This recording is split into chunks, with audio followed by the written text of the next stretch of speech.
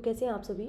देखिए मैंने गाइडली का मॉक लगाया था और 2024 का पहला ही मॉक लगाया मैंने आरआरबी पीओ का, है ना। तो मैंने सोचा कि क्यों ना आपके साथ कुछ इंपॉर्टेंट चीज़ें डिस्कस की जाए, मतलब ऐसी बातें डिस्कस करूँगी मैं जो मैंने जो एग्ज़ाम दिए हैं ना पहले प्रीलिम्स, तो उनसे मुझे जो लर्निंग्स मिली है, ठीक है। अब मैंने जो इसका फर्स्ट मॉक लगाया था, है ना, ठीक है, मैं इसका आपको मतलब मैंने जस्ट अभी लगाया है इसे, और इसके मैं मार्क्स बता देती हूँ आपको। तो मार्क्स देख के तो आपको ऐसा लग रहा होगा कि 80 में से जो 45 मार्क्स आए हैं तो परसेंटाइल तो मेरा 70 या 75 ही रहा होगा, है ना। पर ऐसा नहीं है, ठीक है। ये मैं एनालिसिस पे चलती हूँ और एनालिसिस में मैं आपको बताती हूँ कि देखिए एक्यूरेसी 94% रही है और परसेंटाइल जो आया है वो 98.58 आया है। मतलब ये और ज़्यादा आ सकता था मेरा, बट जो रीजनिंग जो मेरी स्ट्रेंथ है, मतलब ऑलमोस्ट जो सभी की स्ट्रेंथ रहती है, उसमें भी मेरे दो गलत हो गए जो कि नहीं होने चाहिए थे, बिल्कुल भी नहीं होने चाहिए थे, ठीक है। अब आप देखिए कैसा मजाक है ये। 40 में से मैं ओनली 11 अटैम्प्ट कर पाई हूँ 14 मिनट में, ठीक है। और यहाँ पे मैंने क्या है 38 अटैम्प्ट किए थे, ठीक है। तो सबसे इंपॉर्टेंट बात, पहली बात तो मैं ये बता देती हूँ कि कोई एक सब्जेक्ट हमारी इतनी स्ट्रेंथ होनी चाहिए कि मतलब कि हम उसमें थोड़ा सा एज ले पाएँ और बच्चों से, है ना, 2 से 3 क्वेश्चन का। और दूसरी बात ये कि कभी भी ना हमको ऐसे घबराना नहीं है कि मॉक टफ है या मतलब अब मैं पीछे रह गया या पीछे रह गई, मेरी परफॉर्मेंस अच्छी नहीं हुई, है ना। तो मेरे इस मॉक में पता है क्या हुआ कि मैं इसको करती रही और मेरे 30 मिनट ऑलमोस्ट निकल गए थे और रीजनिंग में मेरे 38 अटैम्प्ट हुए। पर मैं मतलब कि रीजनिंग से सेटिस्फाइड तो थी, बट मेरे पास जो है क्वांट के लिए ओनली 14 मिनट्स बचे थे।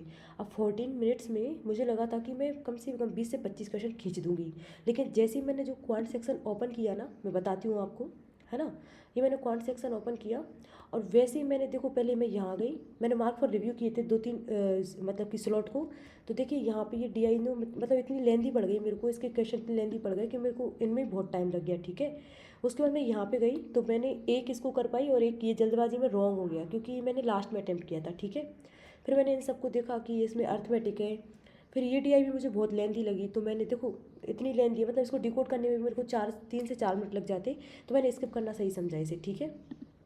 फिर मैं यहाँ गई तो यहाँ पे भी कैसलेट, है ना। फिर यहाँ पे ये अर्थमेटिक आ गया वापस से। फिर ये क्वांटिटी बेस्ड, मतलब कि ओवरऑल जो टेस्ट है ना वो इतना लेंथी है कि कोई बच्चा कितना भी फास्ट सॉल्व करेगा ना इसको, तब भी उसके अटेम्प्ट मतलब ऑलमोस्ट 50 या 55 तक ही जा पाएंगे, ठीक है। फिर ये देखा मेरे को, तो मैंने सबसे पहले इस पोर्सन को सॉल्व किया, वहाँ से रीजनिंग पे से स्विच करने के बाद फिर मैं इसे सॉल्व किया। और मैं मतलब इसको सॉल्व करने के बाद मेरे पास ऑलमोस्ट 4-5 मतलब 5 से 6 मिनट बचे थे। और मैं बहुत मतलब मेरे दिमाग में ऐसे नेगेटिविटी आने लग गई थी कि नहीं यार ये टेस्ट तो मेरा बिगड़ गया, मतलब मेरे हाथ से गया। अब मेरे पास 6 से 7 मिनट बचे थे, या तो मैं मतलब मेरा माइंड सेट बना लेती कि नहीं नहीं यार बिगड़ गया, ये तो मेरे हाथ से गया, या फिर मैं अपनी पूरी जो मेरी एफिशिएंसी बची थी उससे मैं इस मॉक को अटेम्प्ट करती। तो मैंने वही किया।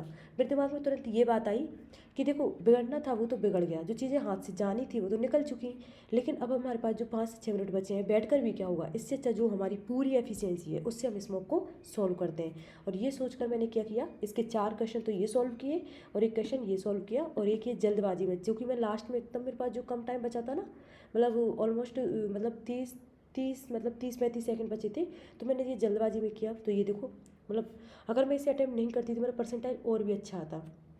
हाँ। अब ओवरऑल इस चीज़ को समझाने का जो कंक्लूजन है ना वो यही है, मैं आपको यही बताना चाह रही हूँ कि देखो अगर मॉक टफ है तो सबके लिए टफ है और अगर इजी है तो सबके लिए इजी है। तो ऐसे हमको मूड ख़राब नहीं करना है, सोचना नहीं है, होपलेस नहीं होना है, नेगेटिव भी नहीं होना है। बस हमें इतना भरोसा रखना है कि हमने जम के प्रैक्टिस की है, तैयारी की है, और पेपर सबके लिए एक जैसा है, लेवल सबके लिए एक जैसा है। एक बहुत से बहुत क्या होगा, 1-2 नंबर का अंतर आ जाएगा बस। तो 1-2 नंबर से ऐसा तो नहीं होता कि 1-2 नंबर से कट ऑफ डिसाइड होती है। मान लीजिए कट ऑफ 55 गई है ना, और हमारे नंबर 58 आए तब भी हम क्वालिफाई है, और किसी के नंबर 60 आए तो वो भी क्वालिफाई है, ठीक है ना। समझ गए ना। बस मैं अपनी जो पुरानी लर्निंग्स है ना उनसे मैं आपको सिर्फ इतना ही बताना चाहती हूँ, ठीक है। ओके।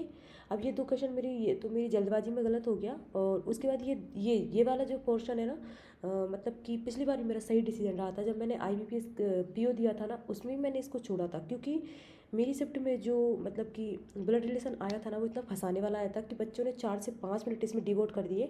और उसके बाद ना बहुत सारे बच्चे जो बिल्कुल एकदम जिनका SBI पीओ निकला है उनका IBPS पीओ भी नहीं निकल पाया, सिर्फ किस लिए। तो मतलब मैं ये बता रही हूँ कि RRB क्लर्क में और RRB पीओ में हमारे पास अपॉर्चुनिटी होती है कि जिस चीज़ में हम फंस सकते हैं, अटक सकते हैं, पॉसिबिलिटी है अटकने की, उस चीज़ को उस टाइम के लिए स्किप कर दो या फिर मार्क पर रिव्यू कर दो।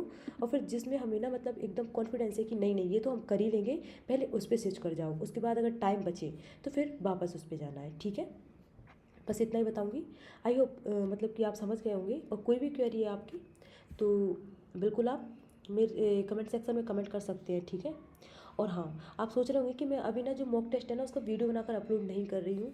तो मैं आपको बता दूँ कि मेरे कुछ हेल्थ इशू चल रहे हैं ना, तो उन हेल्थ इशूज़ के चलते मतलब कि मैं क्या है मतलब पढ़ तो रही हूँ, पढ़ाई में मेरी कोई कमी नहीं है। मैं झूठ क्यों ही बोलूँ, है ना। पढ़ाई तो मैं अच्छे से कर रही हूँ, बढ़िया टेबल कुर्सी बैठ के कर रही हूँ। पर मतलब कि जैसे मैं ये वीडियो बनाती हूँ ना तो मतलब मेरी एफिशिएंसी कहीं ना कहीं मतलब लैग कर रही है ना।